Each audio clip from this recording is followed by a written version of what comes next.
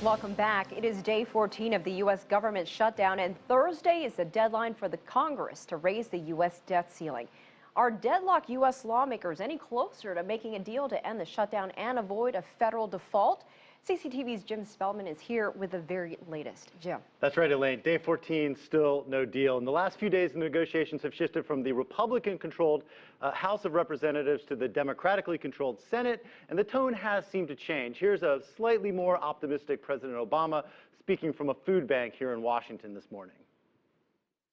There's been some progress on the Senate side with Republicans recognizing it's not tenable, it's not smart, it's not good for the American people to let America default.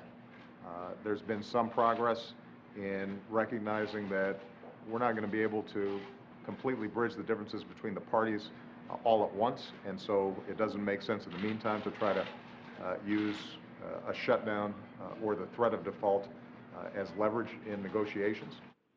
And a framework has come together for a possible deal out of the Senate. Here are the key points. First of all, it would reopen the government through mid-January and extend the debt ceiling through mid-February. It adds an income verification parameter for Obamacare recipients. That's the President's Signature Health Care Act. And it removes a fee on employers that is part of Obamacare, would help pay for Obamacare, in fact. But this is far from a done deal, and even if a proposal along these lines were to pass the Senate, Elaine, extremely unclear whether it would be able to get through the Republican-controlled House, where these so-called Tea Parties, very conservative members of the House, have an awful lot of power these days. Well, speaking of the House, when the negotiations were centered there, the tone of the debate was, to put it delicately, harsh.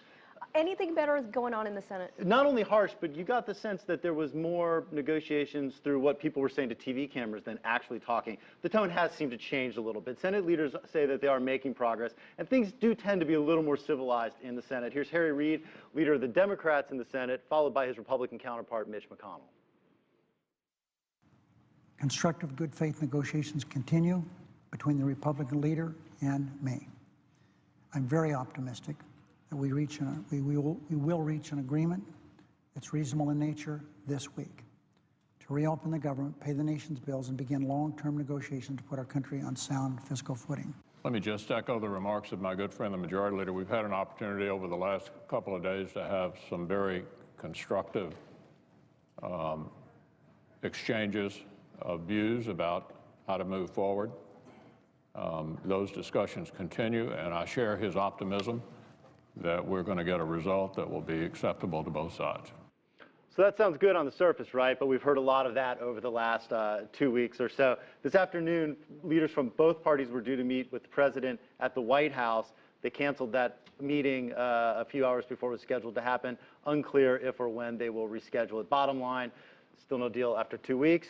And it seems that we have as much political theatrics as we have actual negotiation or any movement towards a solution, Elaine. And really, that's what everyone thinks. I mean, you see a lot of going back and forth between this side and that side, but really nothing is accomplished, and everyone just wants to know, will it be solved by Thursday? Yeah, I think real Americans that are dealing with the impact have had it with political theatrics, but that's all that they seem to be able to get out of Washington right now.